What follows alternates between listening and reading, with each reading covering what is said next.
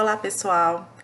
Hoje eu vim aqui para conversar um pouquinho com vocês sobre dois autores marxistas.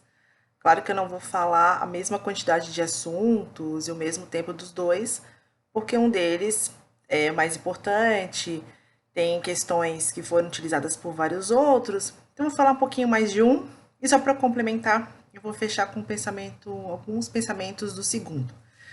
Então, o primeiro, logicamente, é o Marx, né, que é um autor que, apesar do que se imagina, até pelas questões que ele tenha falado, apesar do que se imagina, é um autor que nasceu na Alemanha, né, então o Marx é um autor alemão.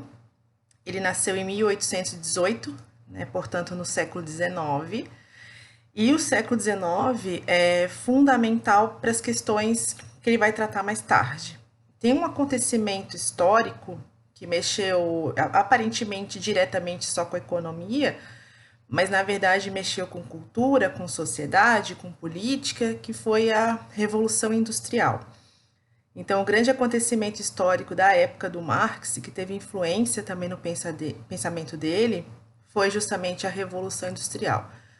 O acontecimento em si, acredito que todo mundo conheça, porque representa basicamente aquele movimento que a gente ouviu falar de êxodo rural. Quando as indústrias passam a ser criadas e as pessoas saem do campo em direção à cidade, numa tentativa de melhoria de vida, numa tentativa de encontrar um outro tipo de trabalho. Então, claro que é um movimento que se inicia na Europa e depois passa para as outras partes do mundo, mas a ideia geral é basicamente essa. Só que com esse movimento aconteceu um problema. Quando a gente fala disso historicamente falando, primeiro se pensa na economia, que houve a ideia da produção em série, que os preços começaram a ser mais baratos, né, porque produção em série fica mais rápido de produzir, e aí mais rápido se produz mais, pode ser mais barato, mas esquece um pouquinho das consequências sociais desse movimento, né? E justamente essas consequências sociais é que tiveram muita importância para o Marx. Então, do que eu estou falando?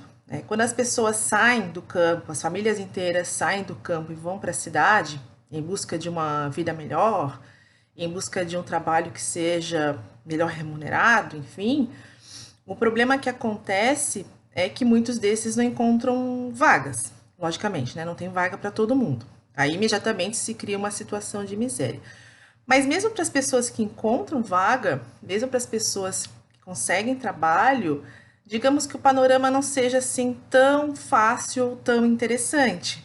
Porque a gente não tem no século XIX o que se conhece hoje em dia por direitos trabalhistas, por um salário mínimo, um descanso, férias, né? Nada disso existia no século XIX. E aí, mesmo as pessoas que se encontravam empregadas, elas passavam por uma situação muito difícil, economicamente falando, né?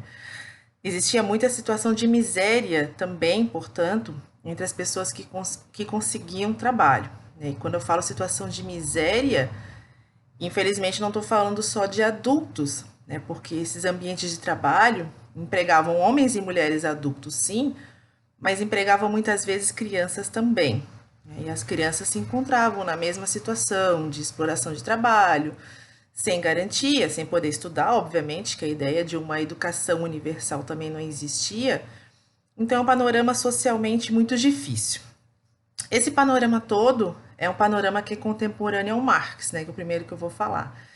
Então, todas essas questões influenciaram muito o pensamento do Marx. É claro que ele não começou seus escritos discutindo justamente essa questão da exploração, da miséria, isso acabou vindo mais tarde.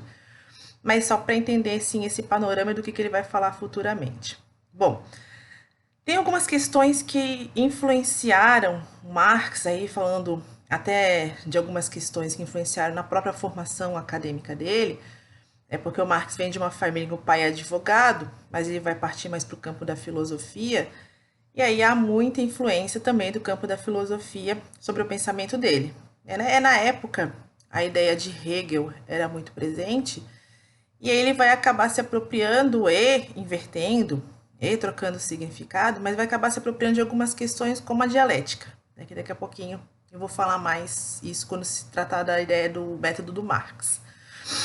A questão, para fechar essa parte inicial, então, quando a gente fala de um autor como ele, claro, eu não vou entrar nas questões pessoais do autor, também é uma pessoa que, por ter escrito esses temas polêmicos na época, que é para falar também de exploração de trabalhador, dessas condições advindas da Revolução Industrial, claro que a vida pessoal dele não foi uma vida muito fácil. Perdeu o emprego, teve que ficar se mudando com a família, até aí pelas tantas, conseguir apoio financeiro de um parceiro intelectual dele, que se chamava Engels, né, que também escreveu bastante coisa com ele, para poder completar essa jornada de falar, de divulgar, de alertar sobre as dificuldades que as pessoas estavam passando, né? Então, a vida pessoal dele é bem interessante, mas para quem quiser pesquisar, então tem bastante material por aí para vocês darem uma olhada. Mas pensando em influência, né, nas influências acadêmicas, na vida acadêmica do Marx, sim, fez universidade, sim, pôde estudar, né? Então a gente percebe que o panorama socioeconômico dele não é exatamente igual das pessoas que ele vai retratar, né? O Marx não era operário, não tinha uma condição social assim, né? Era uma condição social superior.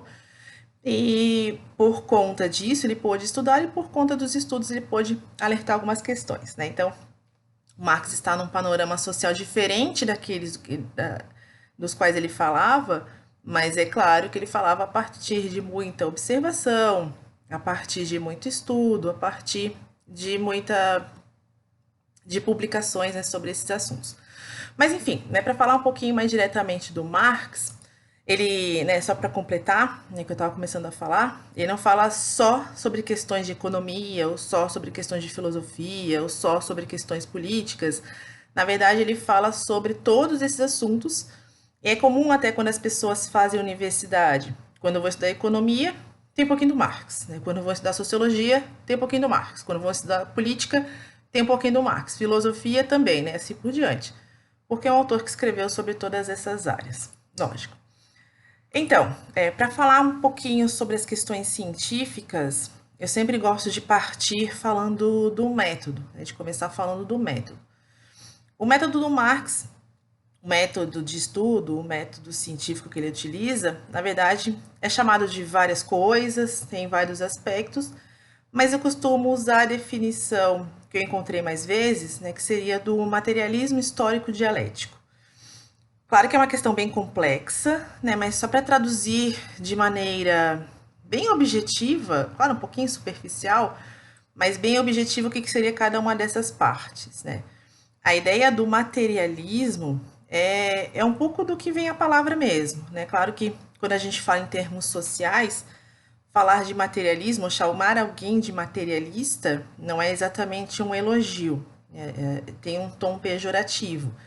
Mas quando se fala de método, é a preocupação com a realidade, né? Alguém que é materialista é ter preocupação com a realidade, com os fatos, inclusive na forma de tratar com alguns fatos que a gente não consideraria essencialmente materiais. Eu vou só usar um exemplo básico que eu gosto sempre de relacionar nessa parte, né, que é a própria análise da religião, né? Religião é algo que tem a ver com o mundo espiritual, né? Não é uma questão que tem a ver diretamente com o mundo material. Mas, porque mexe com fé, nessas coisas. Mas, quando Marx fala de religião, até dele vem aquela frase famosa, né, que a religião é o ópio do povo, porque que ele tem uma visão tão dramática, tão drástica, tão ruim, tão pesada, né, da religião. É porque não está falando de Deus necessariamente, né? Ele está falando da religião e como ela é tratada pelos homens. Especialmente quando a gente pensa no século XIX, que é o século do Marx, a religião é um instrumento de poder. E a religião está a serviço dos mais poderosos. Tanto que as próprias igrejas tinham uma divisão entre as pessoas, divisão, né? Não é entrar, sentar como a gente faz hoje em dia. Havia uma divisão de lugar que levava principalmente em consideração a classe social. As pessoas com uma classe social melhor ficavam mais próximas do padre, do altar, ou seja, de Deus, né? E as pessoas de uma classe social inferior ficavam no fundo, né? Então, a própria igreja servia como esse instrumento. O próprio discurso religioso servia para que as pessoas se acomodassem ao seu lugar, entendessem que mesmo que elas tivessem uma vida de dificuldade, é porque Deus quis, porque esse é o destino que Deus reservou para elas. Então todo esse discurso servia como um discurso de poder, né? Servia para as classes dominantes. E aí quando se usa essa perspectiva materialista para falar de religião, é nesse aspecto, né? Como a religião é utilizada pela sociedade, é desse jeito. Não questionando aí Deus, esses valores, né? Mas especialmente nesse aspecto, né? Então isso seria a perspectiva materialista. Quando você fala de história, né, porque assim como todos os outros que vêm depois, né, Marx se interessa em analisar historicamente o que ele chama de evolução da sociedade, é voltar para trás, para ver como as coisas eram no passado. E daí uma característica que eles observam é que a história foi marcada, né, usando bem os termos que eles utilizam, por uma história de luta de classes. E esse é um termo que é bem importante e que aparece com frequência em todos os escritos dessa linha marxista. Né? O que seria a luta de classes? Seria sempre um embate, um duelo, em principalmente dois grupos. Né? Nós temos dois grupos principais. Logicamente, na época do Marx, se chama esses grupos de burguesia, que representa o poder, que representa as classes superiores, e o proletariado, que seriam os trabalhadores. Né? São duas classes básicas. Quando a gente vai mais para o passado, não existem essas categorias, né? Porque proletário tem a ver com essa ideia de operário, de trabalhador. Então, essas categorias não existiam numa sociedade passada, mas existiam reis e servos, né? Assim por diante. Então, a gente consegue perceber que há geralmente essa dicotomia na sociedade, né? E uma classe tentando e conseguindo, a partir dos instrumentos que ela tem, dominar a outra, né? Então, seria essa questão da luta de classes. A parte histórica é isso, né? Que tem bastante esse estudo também dos acontecimentos passados para entender a sociedade como ela é. Lembrando que estamos falando de perspectiva científica, né? Então tem estudo, investigação, essas coisas todas. A partir de método, né? Que é isso que a gente está falando. E a parte do dialético é para perceber a transformação da sociedade. Né? Que a sociedade sempre se transforma a partir de um determinado movimento, que é esse movimento dialético. Né? A dialética até é representada por uma fórmula, né, que não é uma fórmula matemática, mas é uma fórmula conceitual de tese mais antítese igual a síntese, né, sendo que na leitura do Marx, né, tese é aquilo que existe, a antítese é um movimento oposto e a síntese é uma mistura dos dois. Né, porque daí produz algo que não é nem a tese nem a antítese, é a mistura dos dois. Eu costumo sempre, para ilustrar essa questão da dialética, trabalhar com dois exemplos, né? Um dos exemplos eu gosto de relacionar com cores, né? Se a gente imaginar que a tese é um vermelho, a antítese é um branco, o que seria a síntese? Um rosa, né? Que não é nem vermelho nem branco, é a mistura dos dois, né? Só para a gente entender esse movimento da dialética. E se a gente quiser perceber de acontecimentos históricos essa dialética que tenha existido no passado, eu também costumo traduzir com uma análise, assim, claro, né, falando bem superficialmente, bem rapidinho, só para a gente ter uma ideia. Eu costumo trabalhar com essa questão antigamente, como a gente tinha muito polarizado, claro que não quer dizer que não exista hoje, né? Mas antigamente essa questão muito polarizada do homem ser o provedor, ser a pessoa que sai, que sustenta a família, e a mulher como um ser relativamente incapaz, inferior, que fica em casa, né? Então, a tese era esse tipo de estrutura da sociedade, né? Lembrando que homens e mulheres entendiam que isso era o certo, né? Isso era a tese. Aí o que seria uma antítese? Os movimentos opostos a isso, as ideias feministas, essa troca, essa inversão, até numa parte, uma inversão mais radical, né, que a mulher é que tem que liderar, o homem não serve para nada. Então, esse movimento bem oposto. E aí, o que seria a síntese? A síntese é quando nós percebemos que ambos os grupos são diferentes, porém são complementares, igualmente importantes, né? A síntese seria essa ideia de busca por uma igualdade de direitos, né? Não colocar um acima e o outro grupo abaixo. Então, só para ilustrar assim rapidinho o que seria a dialética, né, nesse pensamento do Marx. É claro que a dialética é usada para analisar várias outras questões, em especial lá no finalzinho que eu vou comentar, que é até a própria ideia de revolução. Mas, né, vamos passo a passo. Então, algumas questões interessantes, alguns conceitos importantes, algumas análises diferentes trazidas pelo Marx. Também, né, em poucas palavras.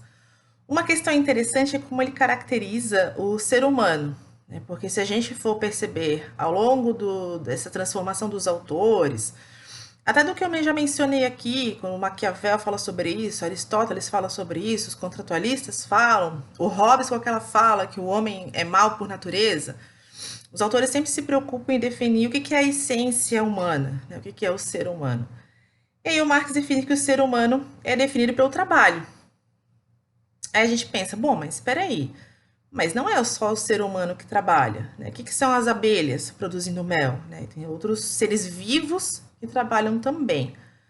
Aí o Marx alerta, não, mas espera aí, o sentido do trabalho é diferente, né? Enquanto esses seres vivos que eu mencionei, na abelha, por exemplo, trabalha mais por uma questão de instinto, né, para cumprir o instinto, que é o papel, que a pessoa nasce para isso. Na verdade, para o ser humano, o trabalho sempre tem, ele traduz como uma ação teleológica, né? Tem um planejamento, tem uma motivação individual, tem um ponto para onde a gente quer chegar. O trabalho nem sempre é para questão de sobrevivência, por exemplo, né? Tem muita gente que faz trabalho voluntário. Para quê fazer trabalho voluntário? Para que um aposentado vai trabalhar? Claro, não pensando em questões de sobrevivência, né? No Brasil, um aposentado trabalha porque a aposentadoria não basta para a sua sobrevivência. Não, né? Vamos pensar num aposentado que seja bem aposentado, mas que continua trabalhando, sem receber, porque o trabalho para ele tem um outro significado. Então, esse significado pessoal atribuído ao trabalho é aí que seria a essência do ser humano, né? Para que a gente trabalha? Enfim, tem gente que trabalha não porque precisa, mas porque quer conhecer pessoas, né? Todas essas questões aí. Tem umas outras palavrinhas que também são importantes nesse contexto, ou nesse ideário marxista, que não são palavras que necessariamente Marx tenha criado. Ele trocou o significado do que aquilo que já existia até então, né? Existia lá no século XIX.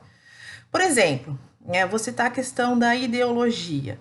Ideologia é uma palavra que a gente usa hoje em dia, ideologia também já existia na época do Marx, mas aí a partir dos estudos que ele faz sobre a sociedade, ele troca um pouquinho o conceito, né? O que significa ideologia. E a ideologia, na análise dele e para os demais marxistas, tem um significado bem pesado. A ideologia significa uma falsa consciência. E quem é que define essa falsa consciência? Sempre a classe dominante, né? A gente tem a ilusão de escolher. Não, mas a ideologia que eu sigo é essa porque fui eu que escolhi. Na verdade, não, né? A gente acaba absorvendo essa ideologia imposta pela classe dominante. Claro, imposta pelos meios de comunicação, imposta pela própria educação também, né? Porque quando a gente fala de classe dominante, é aquela que domina as estruturas mais importantes do Estado. Então, aquilo que a gente pensa é muito mais o que foi ensinado para a gente do que aquilo que a gente acha necessariamente verdadeiro.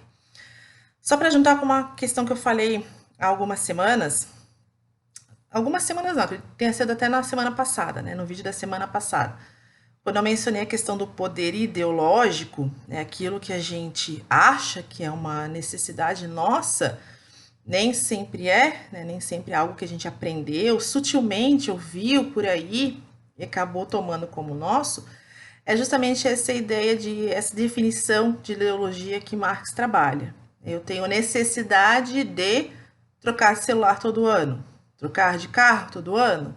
De onde vem essa minha necessidade? Essa necessidade é algo que vem sutilmente pelos meios de comunicação.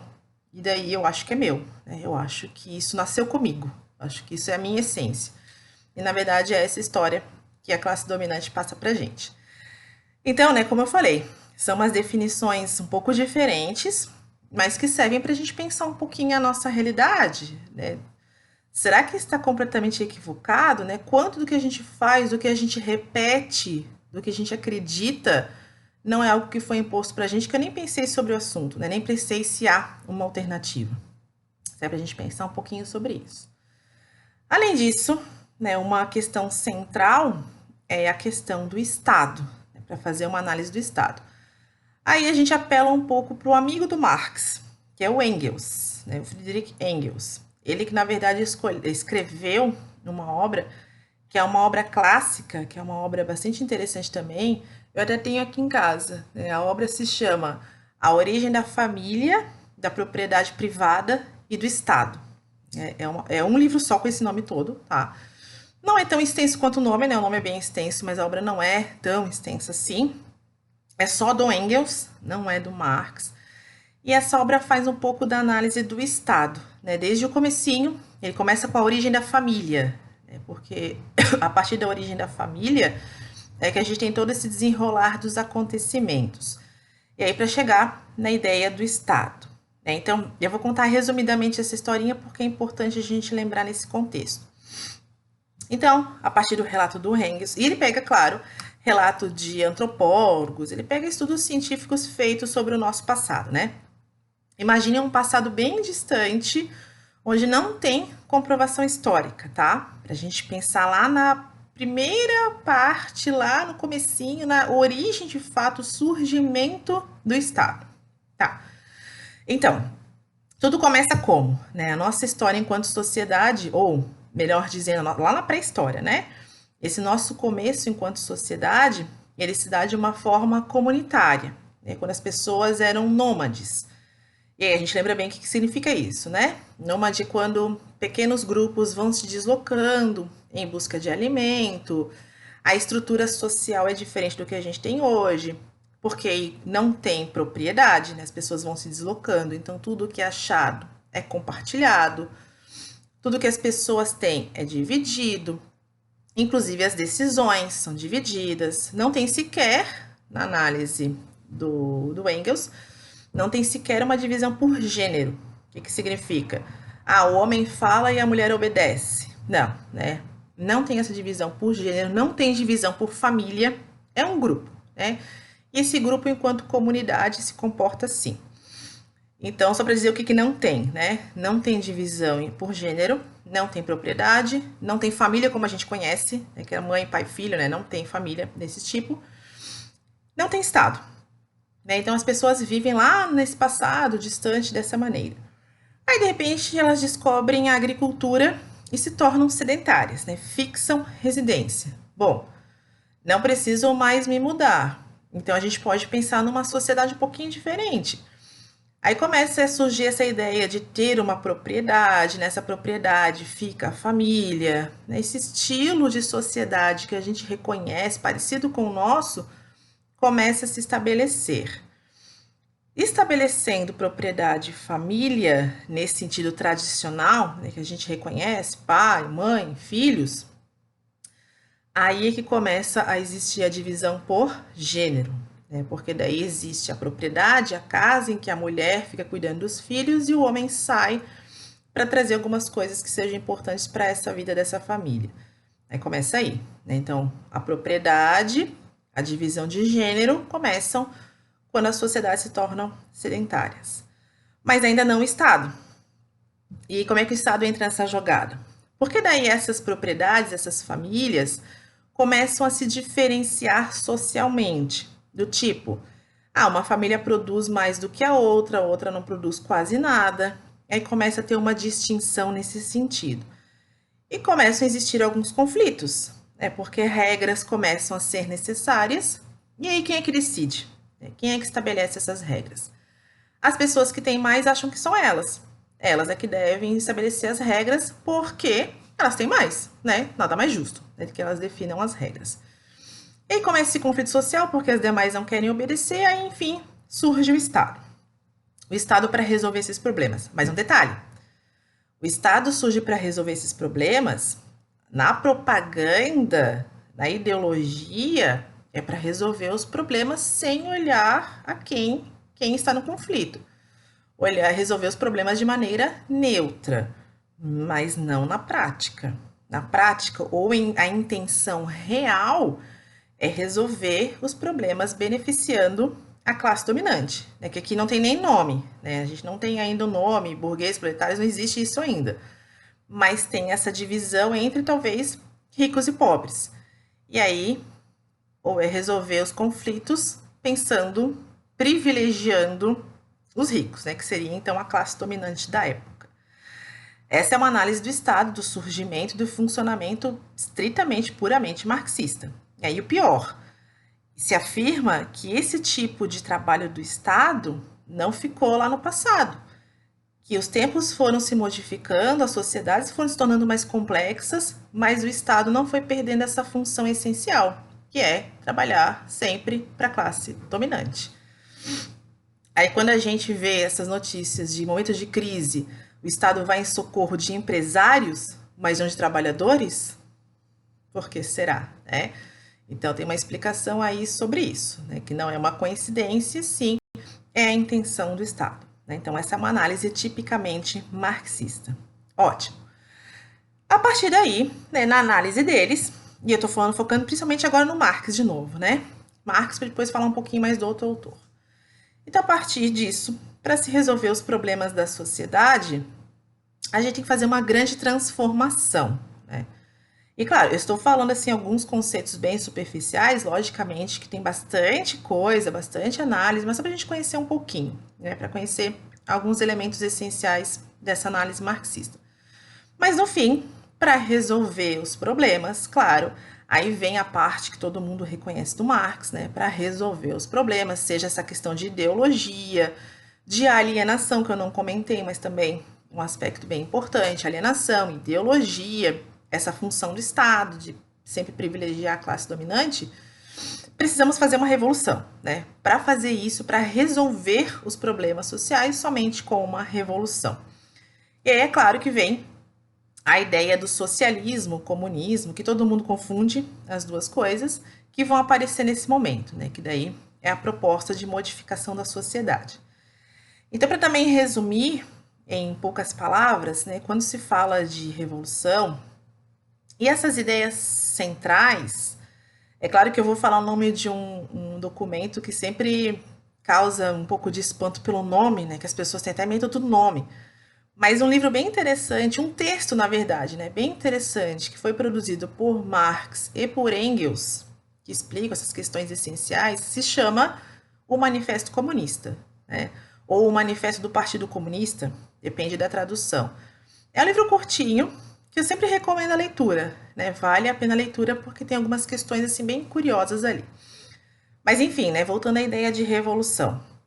A revolução para ser aplicada, né, e aí pensando que o Marx é um cientista, ele pensa a partir de método, né, então para tudo tem que ter método, até para fazer a revolução, a gente pode dividir de maneira simples a revolução assim em três etapas, né?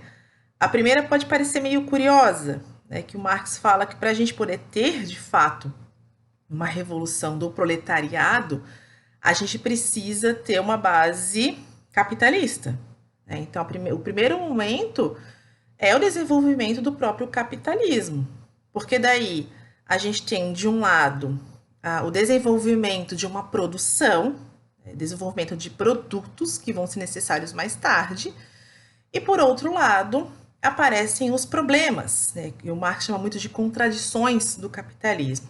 Aparecem mais os problemas do capitalismo, a gente consegue enxergar melhor esses problemas que o capitalismo traz. Exploração, miséria, desigualdade social, essas coisas todas.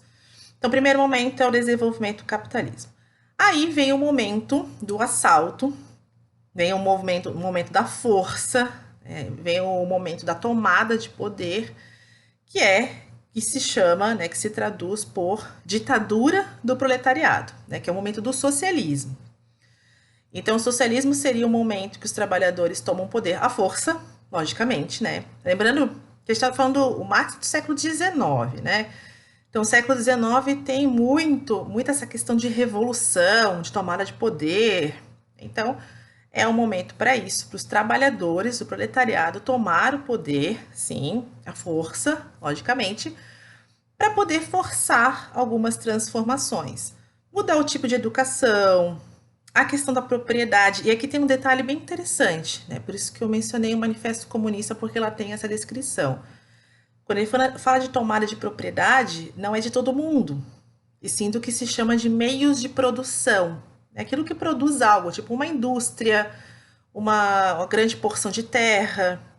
Aquilo que produz lucro passa para as mãos do Estado, né? Para daí distribuir para a sociedade.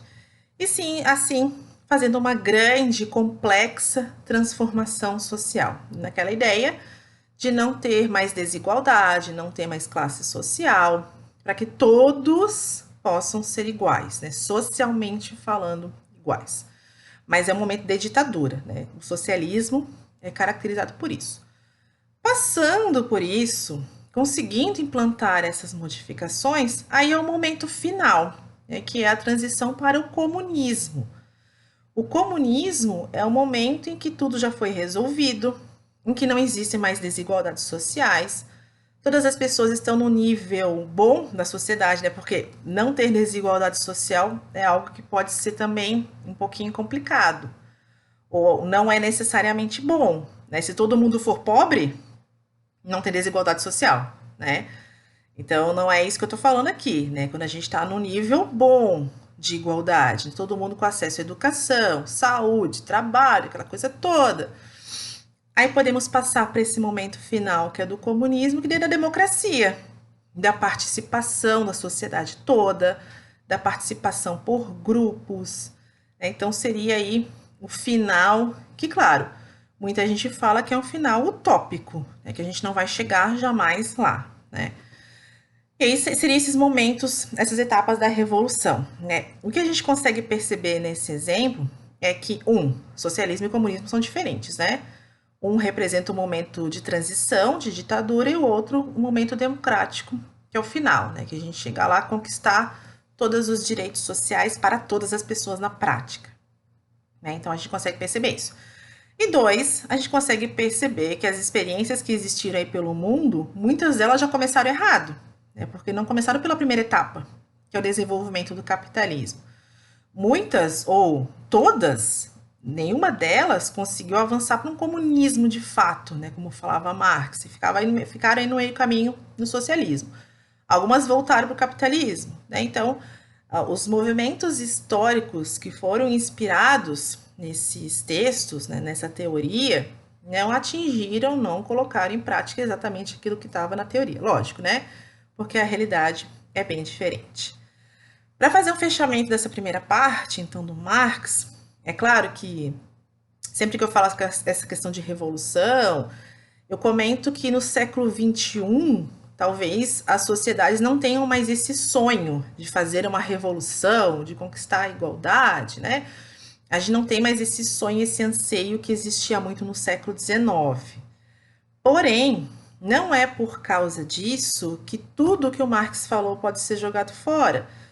Eu costumo dizer que se a gente tem agora no século XXI alguns direitos que ainda estão remanescendo, né, direitos trabalhistas, se vocês que trabalham têm aí férias, têm um final de semana, têm um salário mínimo, essas questões todas que a gente tem hoje em dia, é muito graças a esses escritos do Marx no século XIX, né, que isso provocou uma transformação da sociedade, protestos, manifestações, greves, para a implementação desses direitos, né, para a garantia desses direitos, inclusive de participação política, inclusive de sufrágio universal, né, se todos podem votar hoje, participar da política, independentemente da classe social, tendo aí um padrão A, B ou C, socialmente falando, muito é por causa dessas denúncias e desses relatos do Marx e dos marxistas a partir do século XIX, né?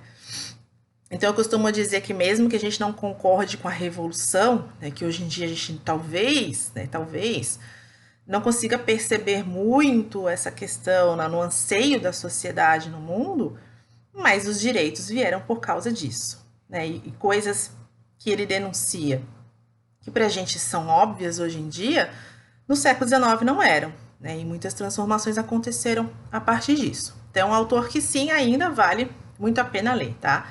E o Manifesto Comunista é o livro que eu mais indico, eu acho que é o mais tranquilo de ler e que tem essas críticas que a gente pode achar óbvias hoje em dia, né, que no século XVIII não é. Só para complementar, né, só para não ficar no Marx exclusivamente, eu também falo um pouquinho de um marxista italiano que vem um pouco mais tarde no Marx, né? Na verdade, esse autor que eu vou falar, ele já pega o século XX, ele já pega aí momentos de Primeira Guerra Mundial, né? Já está num contexto um pouco mais perto da gente. Esse autor se chama Gramsci. Ele é nascido na Itália em 1891, é marxista, ativista, ajuda a fundar o Partido Comunista Italiano, porém, ele está numa época extremamente perigosa para fazer isso, né? Porque está na época do governo do Mussolini, que é um fascista, né? Só para a gente comparar, né? O Mussolini seria o Hitler da Itália, né? O Hitler lá na Alemanha com o nazismo, o Mussolini com o fascismo na Itália, né? Então seria um tipo de governo que é de extrema direita, né? Extrema direita. Enquanto que o Gramsci está nesse grupo dos marxistas que se caracteriza por ser de extrema esquerda, né? Que é ir para o outro lado. Então não é uma época muito tranquila para se ser um comunista na Itália de Mussolini. E aí, em 1926, o nosso amigo Gramsci é preso. Por quê? Por ser comunista, né? Por ser um ativista comunista. E não só é preso, como é condenado a 20 anos de prisão. Então, preso em 26, ele sairia, né, presta atenção no verbo, sairia em 46, por ser ativista comunista, só isso. E aí, preso, o Gramsci escrevia, continuou escrevendo, continuou tendo seu trabalho de intelectual na prisão. Só que tem que ter alguns cuidados, né? Eu não sei se é uma informação que todo mundo sabe, vale para o Brasil também, né? Quando a pessoa é presa, não interessa aí o motivo, né? Ser ativista político, ter cometido um crime comum, né? Não interessa. Mas tudo que entra e sai da prisão é analisado, é lido, né? Até carta para mãe é lida, né? Para ver se não tem alguma coisa aí escusa na carta para mãe. Então o Gramsci teve que ter muito cuidado na hora de escrever, porque ele não podia falar marxismo, porque isso era vetado na hora, né? Não pode, isso aqui é subversivo, não pode.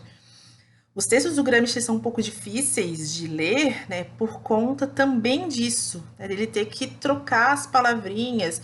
Não falava de marxismo, falava de filosofia da praxis. Ah, filosofia vai, né? Era a mesma coisa, né? Era sinônimo.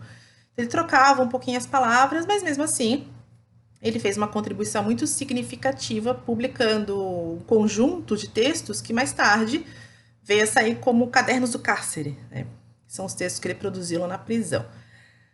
O Gramsci morreu em 37, né? Então ele foi solto, ele ficou muito doente na prisão. Ele foi solto para morrer em casa, né? Porque imagina se morre o intelectual na prisão, o que ia sobrar para o governo de propaganda negativa. Então ele é solto tal e morre em casa. Ó, viu? Morreu em casa, né? Se tivesse preso estaria bom ainda, né? Mas foi para casa, morreu. Então ele morreu em 37, jovem, logicamente, né? Ele saiu da prisão e morreu. Mesmo assim, teve uma vida intelectual bastante produtiva. Do Gramsci, eu separaria duas questões que eu acho bem interessantes para falar, né? Primeiro, o próprio papel do intelectual. O Gramsci define que o intelectual tem um papel muito importante para a sociedade. E não é um papel neutro, né? Imaginar que o intelectual é um ser de inteligência superior acima dos problemas da sociedade não é bem verdade, né? Ele até trabalha, ele define que tem dois tipos de intelectual. Um intelectual que está mais a serviço da manutenção da sociedade como está, que ele chama de intelectual tradicional, que serve ao poder, por exemplo, né? Até um termo que ele usa é assim, articulador da hegemonia. O que significa? Para que as coisas permaneçam como elas estão, né? Então seria o intelectual tradicional. E ele fala de intelectual orgânico, que esse sim é um tipo de intelectual preocupado em criar um novo saber, de mudar a sociedade. E se a gente for comparar com essa divisão da sociedade que os marxistas falam sempre, né, de burguesia e proletariado, nessa circunstância o intelectual tradicional está do lado da burguesia, que quer a manutenção da sociedade como está, e o orgânico ao lado do proletariado, que quer mudar a sociedade. Mas, de qualquer forma, O papel de um intelectual, especialmente um orgânico, é muito importante para a sociedade. Porque imagine, o Gramsci já é do século XX, mas no comecinho do século XX. A gente não tem ainda essa questão da educação sendo uma educação para todos, aberta, todo mundo pode estudar. Então imagine um operário analfabeto ou semi-analfabeto tendo que ler para entender as questões sociais um manifesto comunista. A gente, às vezes, não entende. É difícil para a gente entender um Capital, por exemplo. É muito difícil, né? Então, o intelectual orgânico também tem essa função de traduzir esse conhecimento para a sociedade, né? Então, o Gramsci, ele atribuía muita importância a esse papel do intelectual. E para fechar, o último conceito, eu até comentei antes quando eu falei do Marx, né? De repente, a ideia de revolução não é uma ideia que hoje em dia seja o anseio da sociedade. E aí o Gramsci aponta que para se conquistar o poder, a gente não precisa mais necessariamente pensar em revolução. Claro que ele não fala o termo revolução, né? Porque lembra, ele estava preso. Se escreve revolução, vetou, não sai, né? Então ele transforma esses conceitos em dois termos diferentes. Ele fala de guerra de movimento e guerra de posição. O que significa isso? Guerra de movimento seria então a revolução, esse ataque frontal. Que ele fala que de repente, hoje em dia, e está falando no começo do século XX, é um ataque que hoje em dia é um pouco mais suicida, talvez não traga mais tanto resultado, que é isso que o Marx falava lá no século XIX, né, da revolução em si, né? A guerra de posição, ele chama de conquista da direção política, a partir de eleição, né? Então a gente pode fazer uma transformação da sociedade sem ter esse ataque frontal, sem ter esse ataque que muitas vezes pode ser suicida. A gente pode fazer essa conquista a partir da modificação da sociedade pela eleição. Porém, né, quando fala de direção política, é de todos os pontos, né, todos os pontos estratégicos. Não é como a gente pensa às vezes no Brasil, que para mudar a cara do Brasil se muda o presidente. E deu, né? Sim, os outros poderes. E os outros cargos? E a estrutura do Estado? A gente precisa pensar numa modificação completa de toda a estrutura do Estado. Eu só vou encerrar com um exemplo que não é nem do Brasil, né, que é um exemplo histórico, mas é do Chile. Pensando no Chile. O Chile, lá pela década de 70, sim, né, digamos, nem todo mundo que participou talvez conhecesse o Gramsci, mas eles aplicaram um pouco essa ideia do Gramsci. A gente quer mudar o Chile, então vamos eleger um presidente socialista, de partido socialista, presidente socialista de carteirinha. E elegeram o Allende, o Salvador Allende, pela eleição, né? Então, se tornou presidente do Chile, por eleição, não por golpe nem por revolução, né? Não guerra de movimento, guerra de posição. Então, trocaram o presidente, mas não o Congresso, mas não os outros representantes. Então, não foi uma alteração que produziu um resultado eficiente, duradouro. Deu a maior confusão lá no Chile, tanto que houve um golpe e mataram o presidente. Estabeleceram uma ditadura militar, né? Se houvesse de fato uma conquista de toda a direção política, provavelmente o resultado não seria assim tão drástico, tão dramático. Vale a pena para ver o que aconteceu no Chile. Eu vou fazer a sugestão de um livro que é um filme, né? Claro, é uma história romantizada, logicamente. A questão do romance é mais importante no filme em especial do que a parte política, mas a parte política a gente consegue perceber também. O livro e o filme se chamam A Casa dos Espíritos, da Isabel Allende. É uma sugestão bem legal para ver qual é o perigo disso, que justamente o Gramsci falou para não fazer. Não trocar só um cargo, né? Tem que ser a troca de toda a direção política. Então fica aí a sugestão no filme de uma alternativa que deu errado, né? Lá no Chile, e o filme e o livro se chamam A Casa dos Espíritos. Bom, pessoal, por enquanto era isso, né? Sobre os marxistas aqui, só dar algumas pinceladas, só para a gente perceber algumas questões diferentes, importantes, e para levar em consideração quando se fala de marxismo, não é essencialmente ou exclusivamente comunismo, né? Tem várias outras questões que são levadas em consideração e que servem para o nosso melhor entendimento da sociedade. Então, era isso. A gente se encontra na próxima oportunidade. Tchau!